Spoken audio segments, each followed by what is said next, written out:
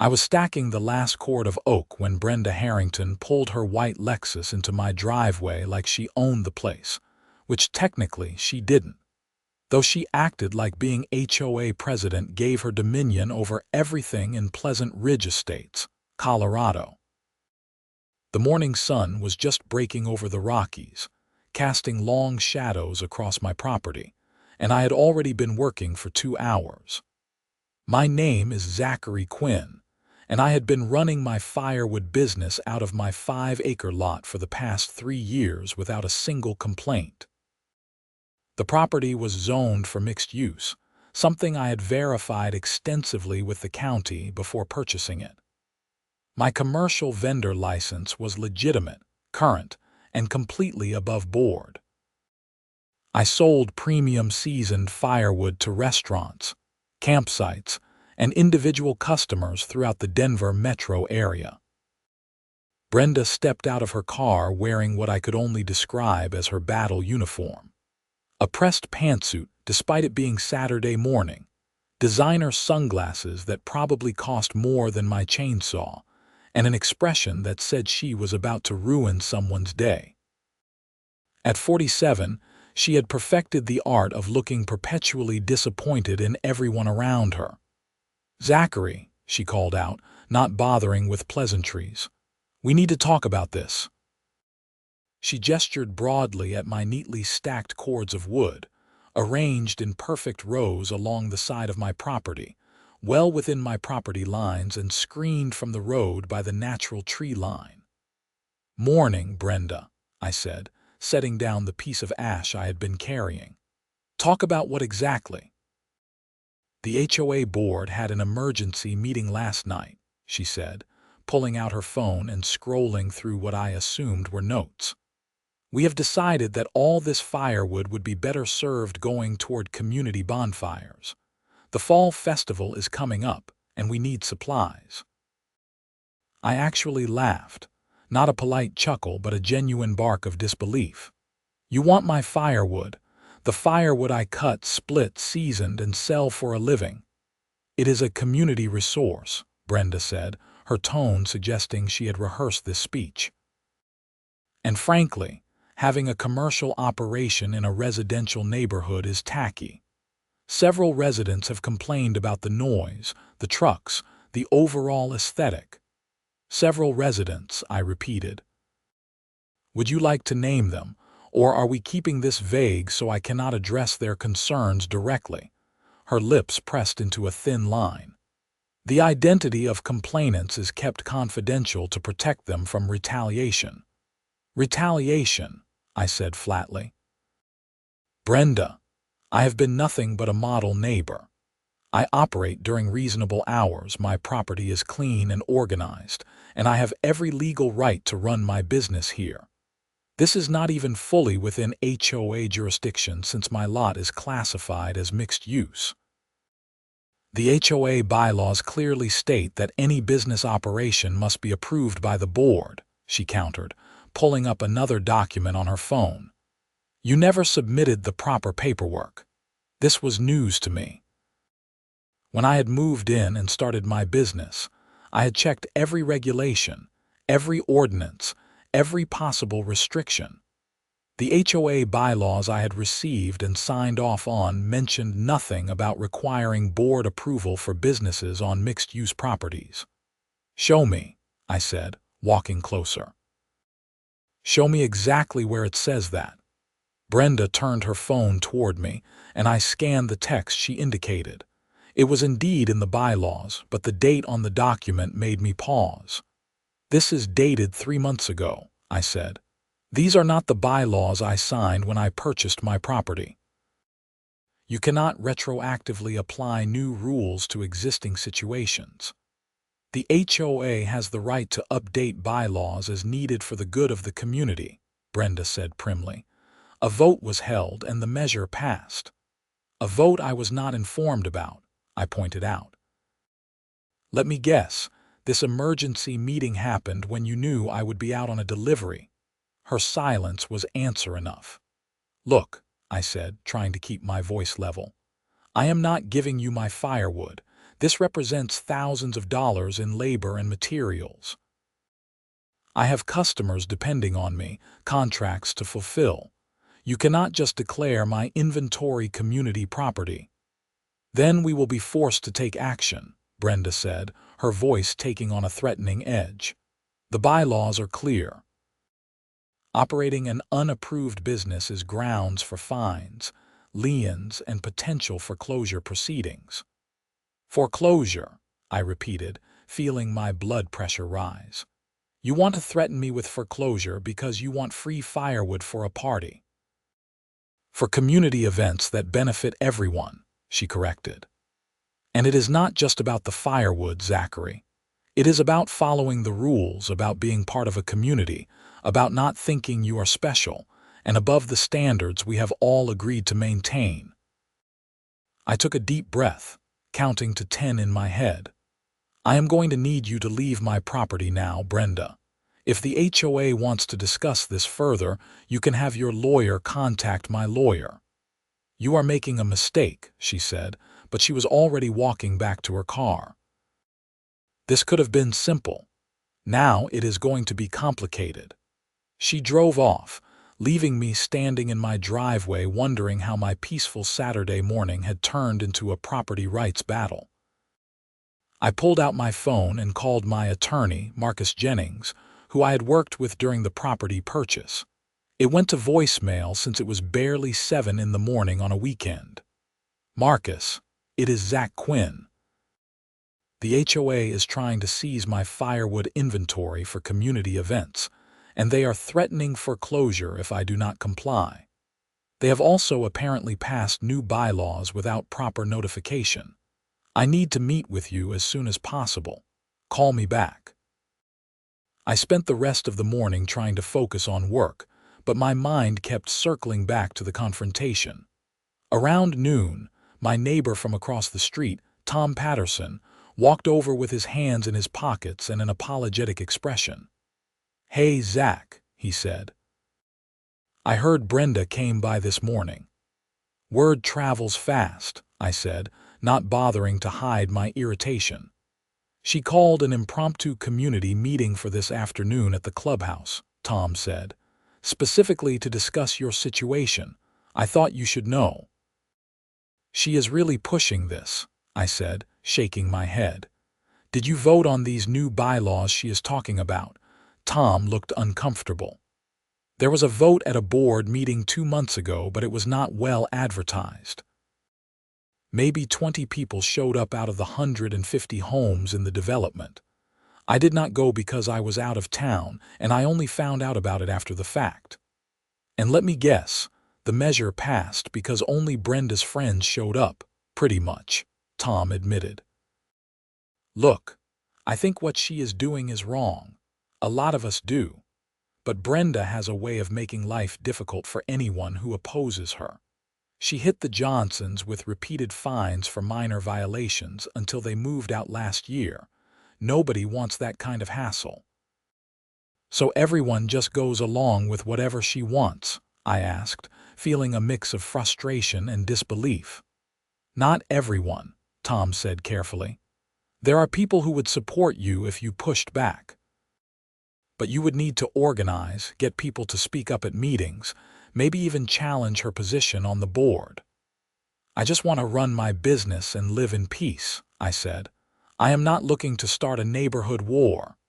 "Might not be up to you anymore," Tom said. "Brenda has decided you are her target. She does this every few years, picks someone she thinks is not fitting her vision of what the neighborhood should be. Last time it was the Ramirez family because they painted their house a shade of yellow she did not approve of, even though it was within the acceptable color palette. After Tom left, I spent some time researching Colorado HOA law. What I found was both encouraging and concerning. HOAs did have broad powers, but they also had to follow specific procedures. Retroactive application of bylaws was generally not enforceable, especially for existing businesses on properly zoned land. However, Fighting an HOA could be expensive and time-consuming, which was exactly what they counted on. Most people just gave up rather than face endless legal bills and harassment. Marcus called me back around 2 in the afternoon. "Zach, got your message. This sounds like a mess. Can you come by my office Monday morning? Bring all your documents, your original HOA bylaws, your vendor license, zoning information, everything. There is a community meeting this afternoon where Brenda is planning to discuss my situation," I told him. "Should I go?" "Absolutely," Marcus said without hesitation. "But do not agree to anything, do not sign anything, and do not lose your temper no matter how much they provoke you. Just listen, take notes, and tell them you will be responding through legal counsel. And record everything if Colorado is a one-party consent state, which it is." "Got it," I said. The community meeting was scheduled for 4 o'clock at the Pleasant Ridge Clubhouse, a fancy building with a pool, gym, and meeting spaces that justified the outrageous HOA fees we all paid. I arrived 15 minutes early and found about 40 people already there, which was a much bigger turnout than usual. Apparently, drama brought people out. Brenda was at the front of the room, setting up her laptop and a projector. She saw me enter and her expression tightened, but she did not say anything. I took a seat in the middle of the room, pulled out my phone, and started recording, making sure to hold it openly so everyone knew what I was doing. "Zach," a voice whispered beside me. I turned to see Susan Miller, another neighbor who I had helped out last winter when her furnace died and she needed emergency firewood. "Is it true Brenda wants to take your wood?" "That is what she said this morning," I replied quietly. "That is insane," Susan said. "You have been nothing but helpful to everyone around here. When my son was doing that school project about small businesses, you spent 2 hours talking to him and showing him your operation. This is ridiculous." At exactly 4 o'clock, Brenda called the meeting to order. "Thank you all for coming on short notice. We have an important community matter to address regarding illegal business operations in our neighborhood." Several heads turned toward me. I kept my expression neutral.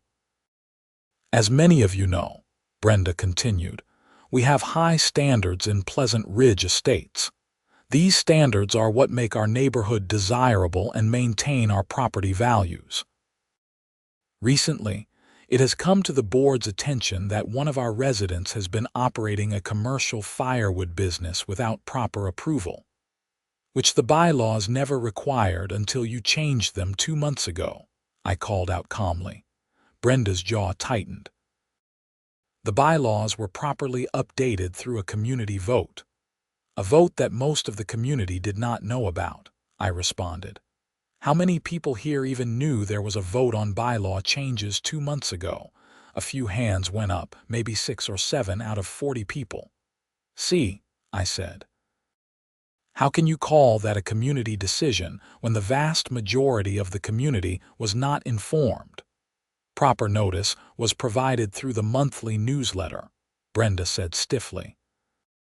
"The newsletter that goes to email, and that most people have filtered to spam because it is usually just you reminding us about garbage day and complaining about lawn heights," someone called out from the back. I turned to see Roger Chen, who lived 2 streets over. "I did not see anything about a bylaw vote." "The notice was included," Brenda insisted, clicking to a slide that showed a screenshot of an email. "Right there, 3rd paragraph." I squinted at the image. The paragraph she indicated was buried in the middle of a long, rambling email about upcoming landscaping work and pool maintenance. The mention of a bylaw vote was a single sentence that said, "Board meeting on July 15th will include discussion and vote on business operation guidelines." "That is what you call proper notice?" I asked incredulously. "A vague sentence buried in a wall of text about pool chemicals. The notice met the minimum legal requirements," Brenda said. though she was starting to look less confident. "But we are not here to debate procedural matters. We are here to discuss the fact that Zachary Quinn is running a commercial operation that creates noise, traffic, and visual blight in our residential neighborhood." "My property is zoned mixed use," I said, standing up so everyone could hear me clearly. "I have a current commercial vendor license issued by the state of Colorado. I operate during reasonable hours. I maintain my property to high standards, and I have never had a single complaint filed with the county or city. If anyone here has actually been bothered by my business, I would genuinely like to hear about it so I can address your concerns." Silence. People looked around at each other, but nobody spoke up.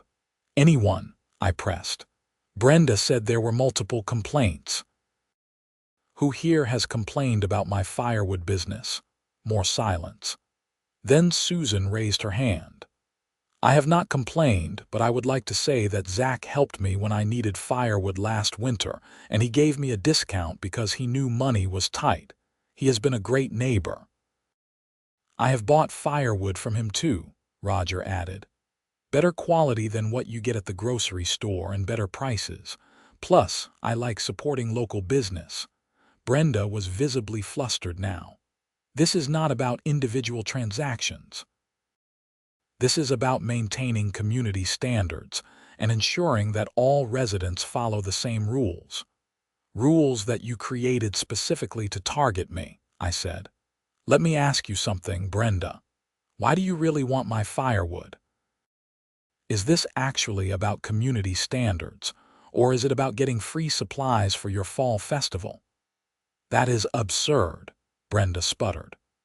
"The board simply believes that if you are going to maintain such a large quantity of firewood in the neighborhood, it should be for community benefit." "So you do want my firewood," I said. "That is what this is actually about. You saw my inventory and decided it should be yours."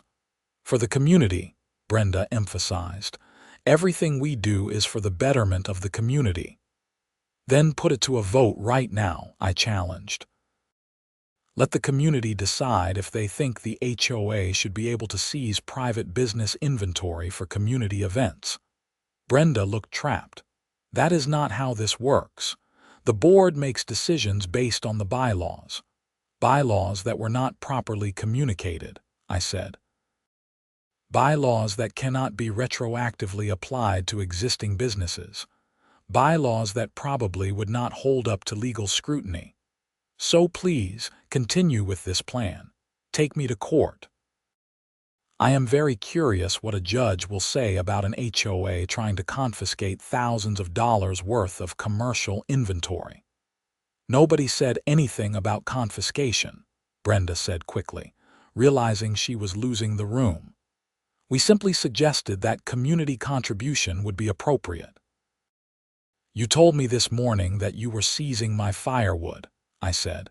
"You threatened me with foreclosure if I did not comply. I have it recorded if you would like to hear the playback." The room erupted in murmurs. Several people were clearly shocked by this information. "You threatened to foreclose on his house over firewood?" Susan asked, her voice sharp with disbelief. "The board has the authority to levy fines and pursue liens for bylaw violations," Brenda said, but her voice had lost its authoritative edge. "It is standard procedure."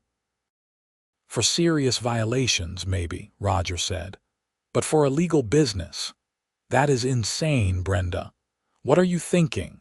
The meeting devolved from there. More people started speaking up, questioning the board's actions, asking about the bylaw vote they had never heard about. Brenda tried to regain control, but she had lost the room. After 30 minutes of increasingly heated discussion, she adjourned the meeting abruptly, saying the board would revisit the matter and make a decision. As people filed out, several came up to me to offer support. Tom clapped me on the shoulder. "That was well played. You got her on the defensive." "This is not over, though," I said. "She is going to come back with something else." "Probably," Tom agreed. But now people are paying attention. That is half the battle with Brenda. She operates best when nobody is watching. Over the next few days, things escalated in ways I had not expected. On Monday morning, I met with Marcus at his office in downtown Denver. He reviewed all my documents and confirmed what I had suspected. "They do not have a leg to stand on," Marcus said, leaning back in his chair. "Your property is properly zoned, your license is current and legitimate, and the bylaw change was poorly executed. Even if they had properly notified everyone, they cannot retroactively apply business operation rules to an existing legal business. It is restraint of trade, possibly even a taking under the Fifth Amendment if they actually try to seize your inventory."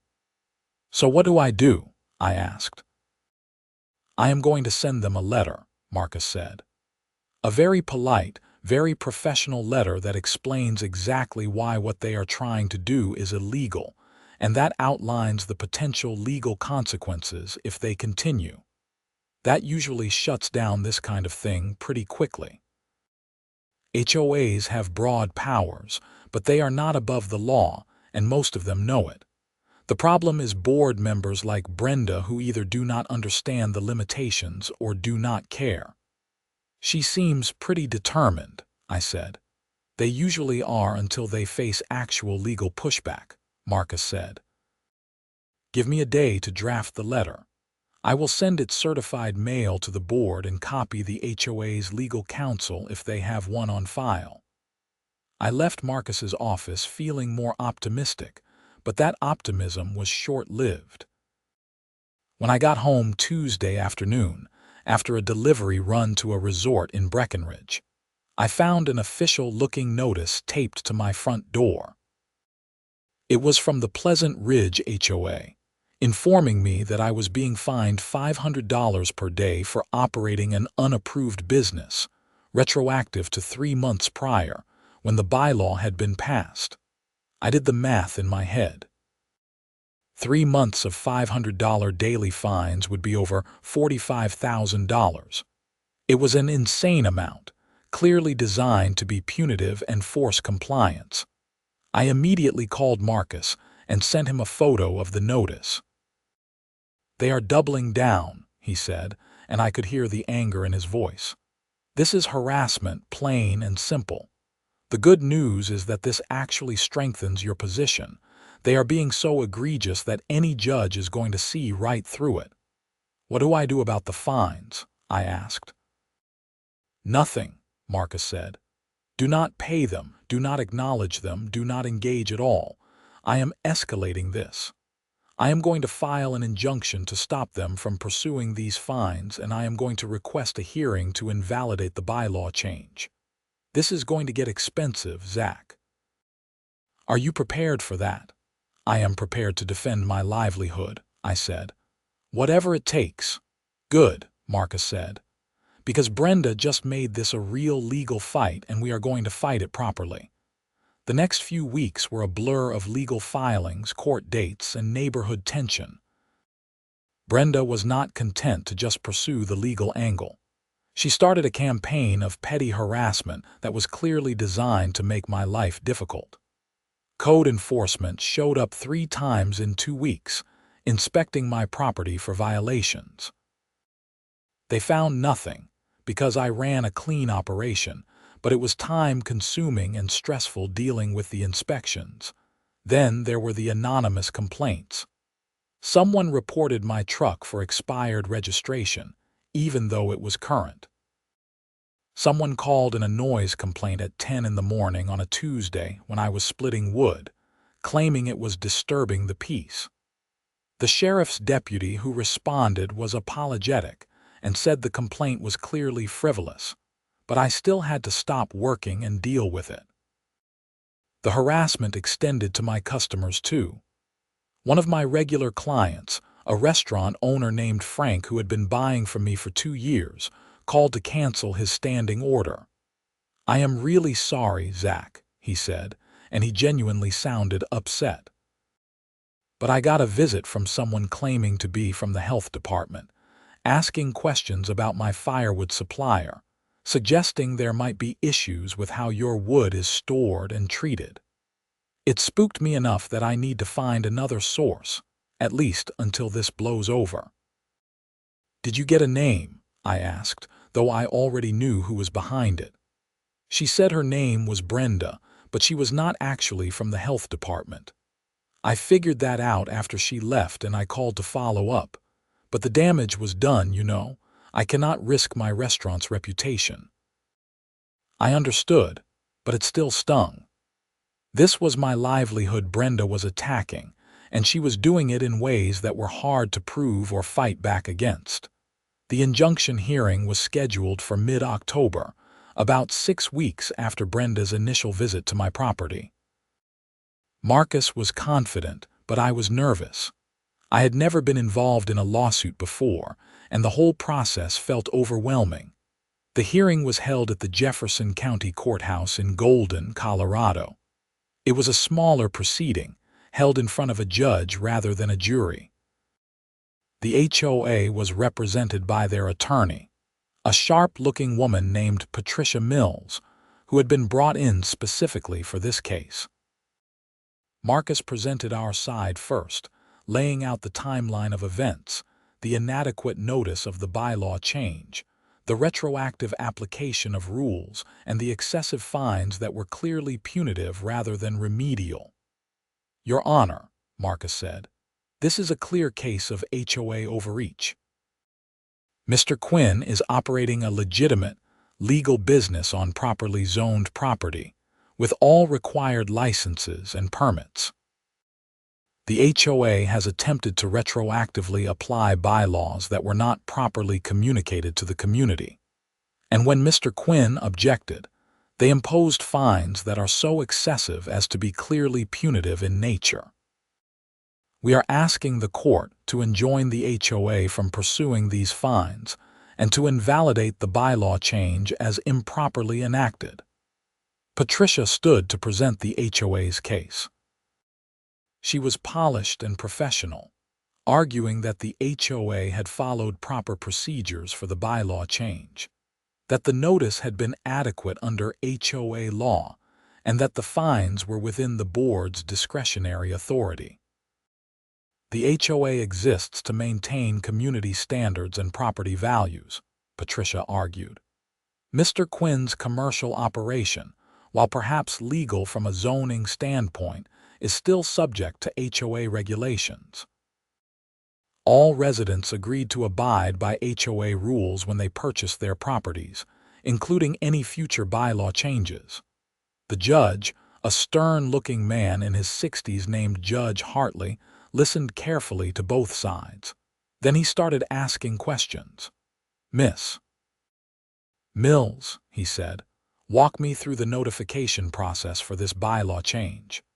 How was the community informed about the vote?" Patricia pulled out the email newsletter, the same one Brenda had shown at the community meeting. Judge Hartley read it carefully, his expression growing more skeptical. "This is what you are calling adequate notice?" he asked.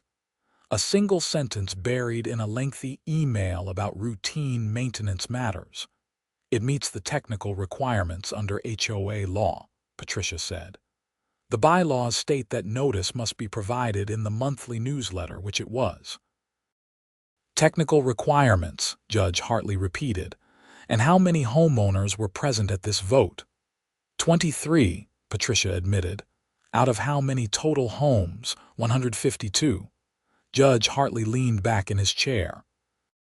"So 15% of the community voted on a significant bylaw change, after receiving what I would generously describe as minimal notice. And now, you want to impose over $40,000 in fines on someone for violating a rule they were not adequately informed about." "The fines are to ensure compliance," Patricia said, but she was clearly on the defensive now. "The fines are excessive and punitive," Judge Hartley said flatly. "Mr. Jennings, what remedy is your client seeking?" Marcus stood. "We are asking for an injunction against the fines. Invalidation of the bylaw change and attorney's fees, Your Honor. Judge Hartley nodded. Here is what I am going to do. I am granting the injunction against the fines. Those are clearly excessive and appear to be designed to punish rather than remedy any actual harm. As for the bylaw change, I am ordering a new vote with proper notice this time. And by proper notice, I mean individual letters sent to every homeowner at least 30 days in advance, clearly explaining what is being voted on and when the vote will take place. Not a sentence buried in an email. Miss Mills, does the HOA understand these requirements? Yes, Your Honor, Patricia said stiffly. Good. As for attorney's fees, I am going to reserve judgment on that pending the outcome of the new vote. If the HOA loses the vote and continues to pursue Mr. Quinn, we will revisit the fee issue. Is that clear to both parties? Yes, Your Honor, Marcus and Patricia said in unison. I felt a wave of relief wash over me. It was not a complete victory, but it was a significant win. The immediate threat of the fines was gone, and the HOA was being forced to do things properly.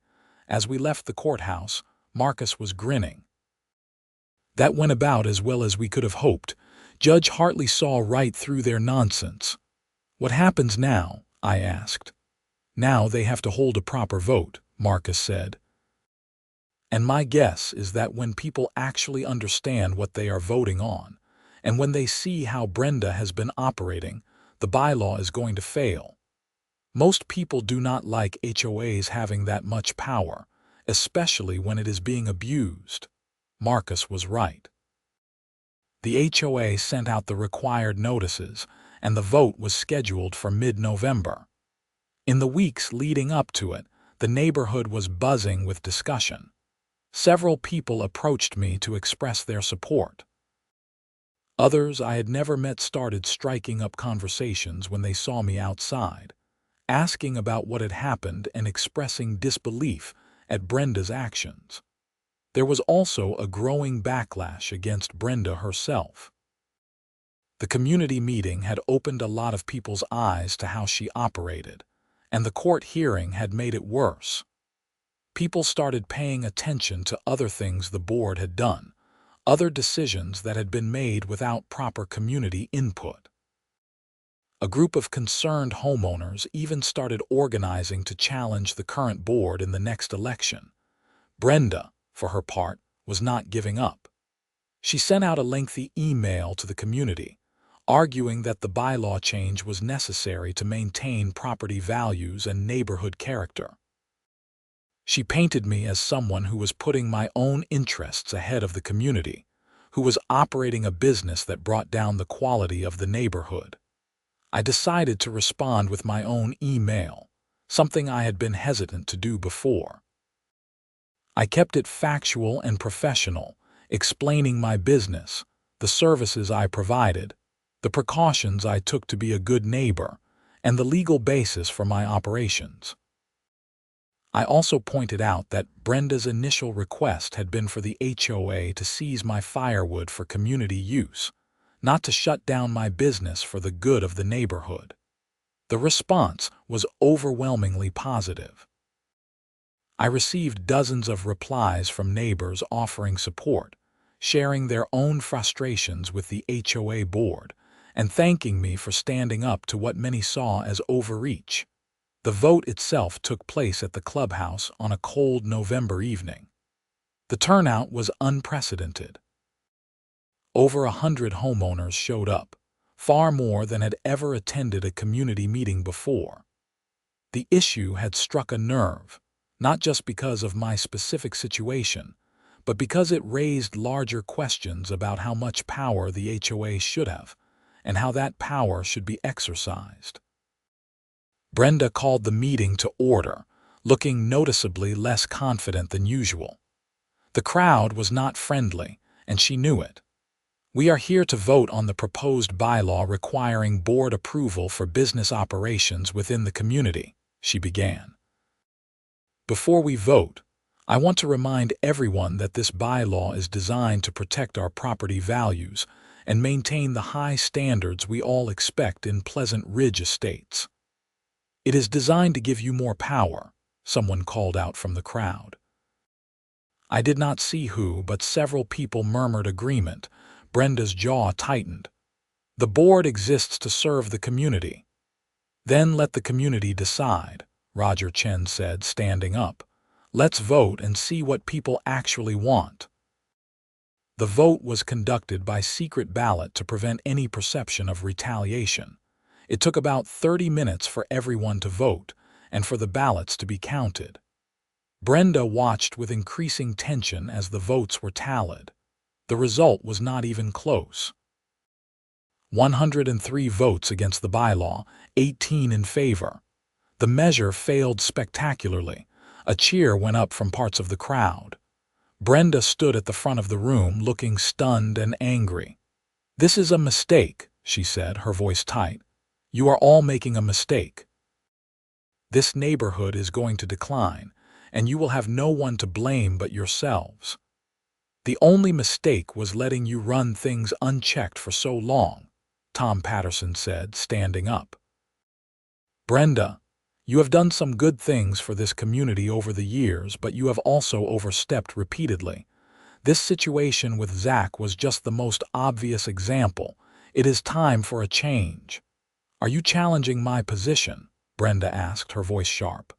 "Yes," Tom said. "I am announcing my candidacy for HOA president in the next election. And I know several others who are planning to run for board positions as well. It is time for new leadership." The meeting ended shortly after that, with Brenda storming out and several people coming up to congratulate me and thank me for fighting back. It felt surreal, like I had accidentally started a minor revolution in my suburban neighborhood just by refusing to let the HOA take my firewood. Marcus was thrilled when I called him with the results. "This is perfect. The bylaw failed, which means there is no legal basis for any action against your business. I am going to send the HOA a letter demanding they pay your attorney's fees based on the outcome, though I am not optimistic they will agree without another court order." "Is it really over?" I asked. "The immediate issue is," Marcus said. "Whether it is fully over depends on what Brenda does next. Some people in her position would take the loss and move on. Others double down. We will see which type she is." Unfortunately, Brenda was the doubling down type. Even after the vote failed and it was clear she had lost community support, she continued to make my life difficult in petty ways.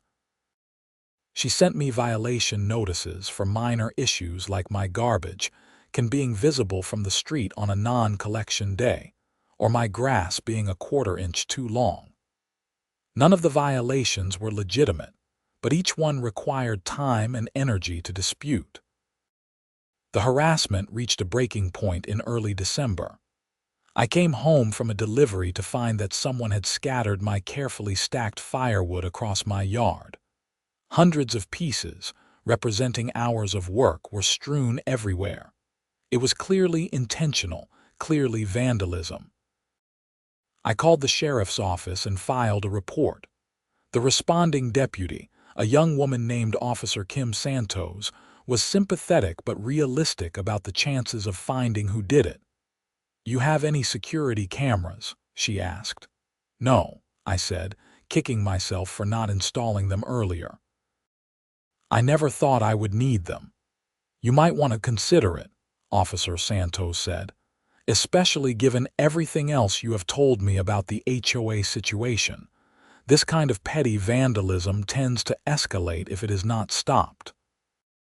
I took her advice and had cameras installed the next day, covering my driveway, yard, and wood piles. They were not cheap, but they were worth it for peace of mind. The cameras proved their value sooner than I expected.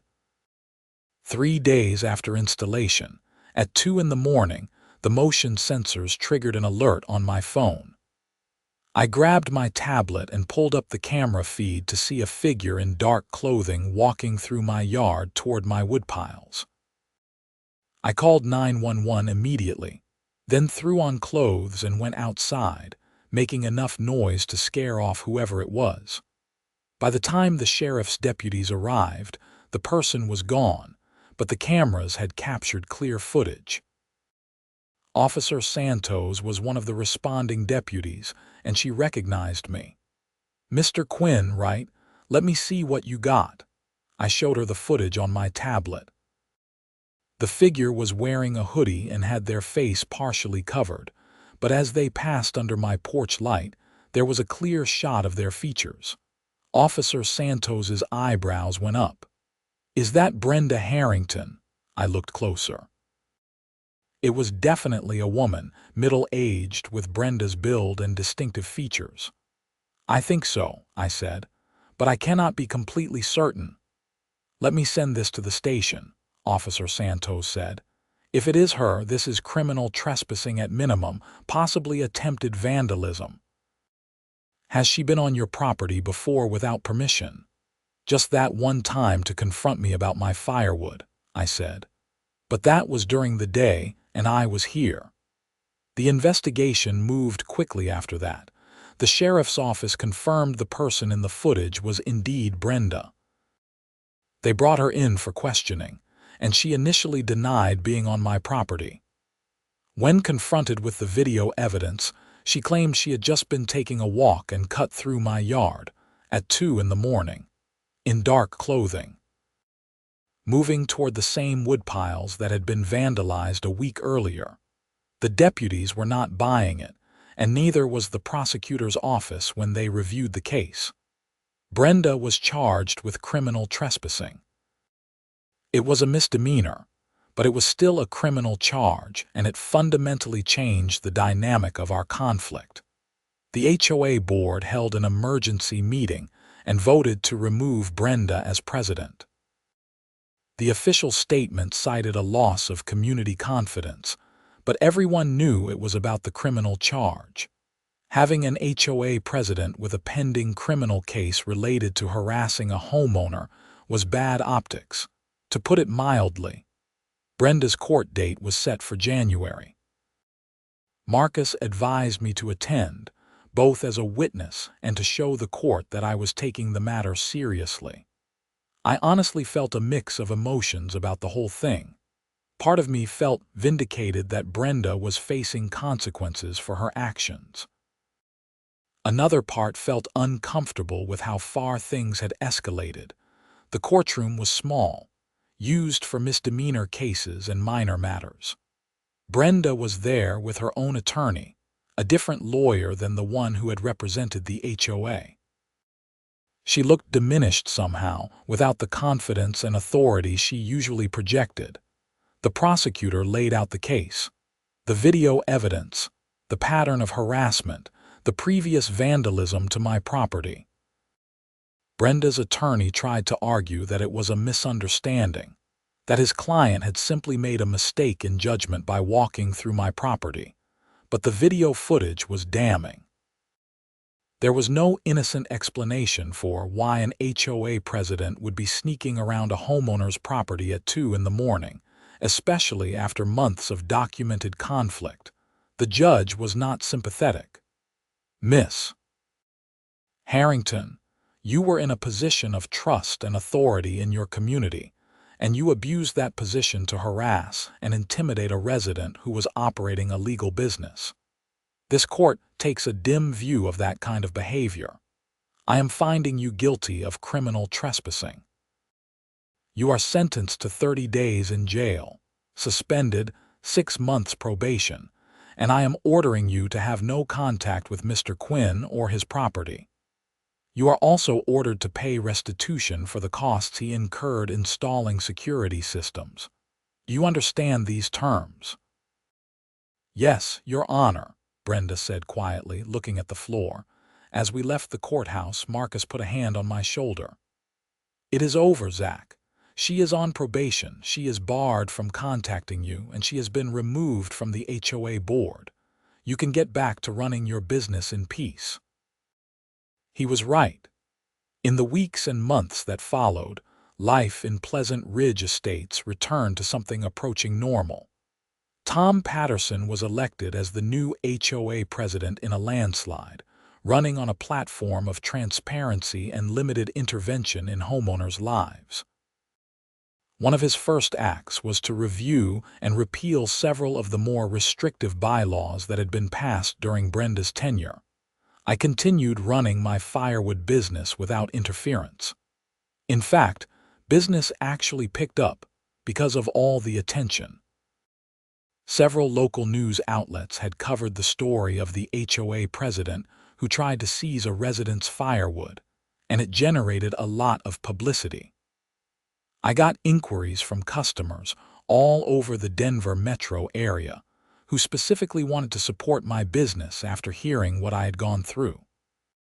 Susan Miller organized a neighborhood cookout in the spring, which became an annual event. People brought food, kids played in the park, and there was a general sense of community that had been missing during the years of Brenda's iron-fisted leadership. At the first cookout, Tom made a toast. "To standing up for what is right," he said, raising his beer, "and to neighbors who look out for each other." Everyone drank to that, and I felt a genuine warmth from the people around me. This was what community was supposed to be. People choosing to come together, to support each other, not being forced into compliance by an overreaching board. I did eventually provide firewood for community bonfires, but on my terms. I donated a cord of wood for the fall festival, which Tom and the new board accepted gratefully and with proper acknowledgement. It felt good to contribute voluntarily, rather than being coerced. The experience taught me a lot about standing up for yourself, about not backing down when you are in the right, even when it is easier to just give in. It also taught me about community and how fragile it can be when power is concentrated and misused. Brenda had started as someone who wanted to help the neighborhood, but somewhere along the way, she had lost sight of the difference between serving the community and controlling it. Marcus and I stayed in touch, becoming friends beyond just the attorney-client relationship. He admitted that my case had been one of the more interesting and satisfying ones of his career. "You do not often get to see someone fight back against HOA overreach and actually win," he said. "Usually, people just give up because it is too expensive or exhausting. You hung in there, and it made a difference." I continued to run my firewood business from my property in Pleasant Ridge Estates, now without any fear of harassment or interference. My commercial vendor license hung framed in my workshop, a reminder of the battle that had been fought to defend my right to use it. Customers often asked about the story when they came to pick up their orders, and I was always happy to tell it. The security cameras remained in place, though they mostly just captured footage of deer wandering through my yard or the occasional neighborhood cat on patrol. I kept them as a precaution, and as a reminder that sometimes you need to be prepared to defend what is yours. Brenda completed her probation without incident. I heard through the neighborhood grapevine that she had moved to a different community in Colorado Springs, getting a fresh start somewhere new. I had no ill will toward her, despite everything that had happened. I hoped she had learned something from the experience, though I had my doubts. The Pleasant Ridge HOA under Tom's leadership became something of a model for how these organizations should operate. Meetings were well publicized and transparent. Bylaws were carefully considered and widely discussed before any votes. The board saw itself as serving the community rather than ruling over it. It was not perfect. There were still disagreements and conflicts, as there always are when people live in close proximity. But it was functional and fair in a way it had not been before. Looking back on the whole experience years later, I realized that the conflict over my firewood had been about much more than just stacked wood in my yard. It had been about power and control, about whether individuals had rights or whether community standards could override everything else. It had been about the kind of place we wanted to live and the kind of neighbors we wanted to be. I was glad I had fought back. I was glad I had not just given in when Brenda first demanded my firewood. Standing up for myself had been difficult and expensive and stressful, but it had been worth it. Not just for me, but for everyone in the neighborhood who benefited from the changes that followed. My business continued to thrive, expanding beyond just firewood to include other outdoor supplies and services. I hired 2 part-time employees to help with the growing demand. The property that had been the center of so much conflict became the foundation for something larger and more successful than I had originally envisioned.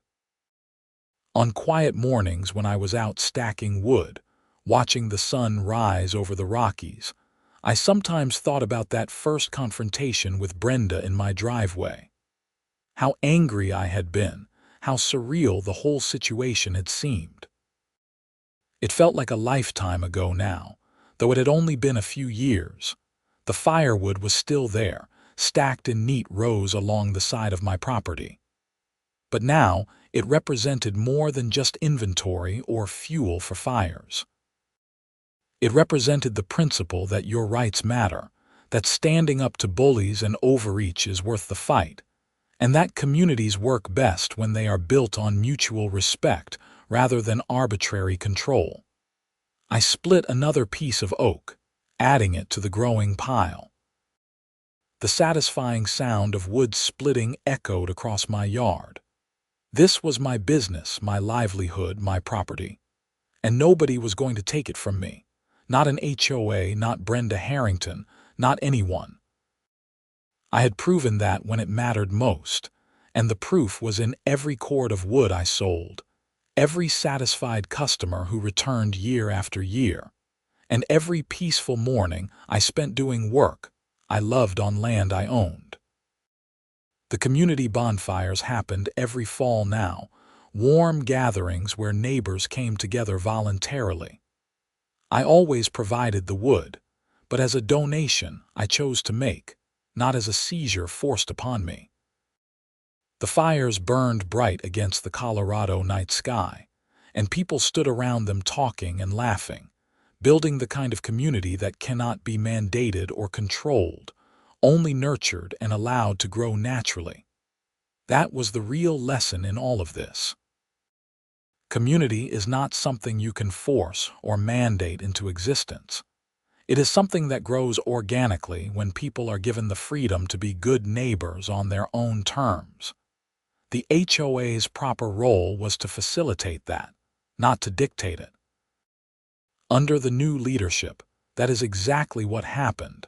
I never did get back the time and money I spent fighting the HOA, though the court-ordered restitution helped.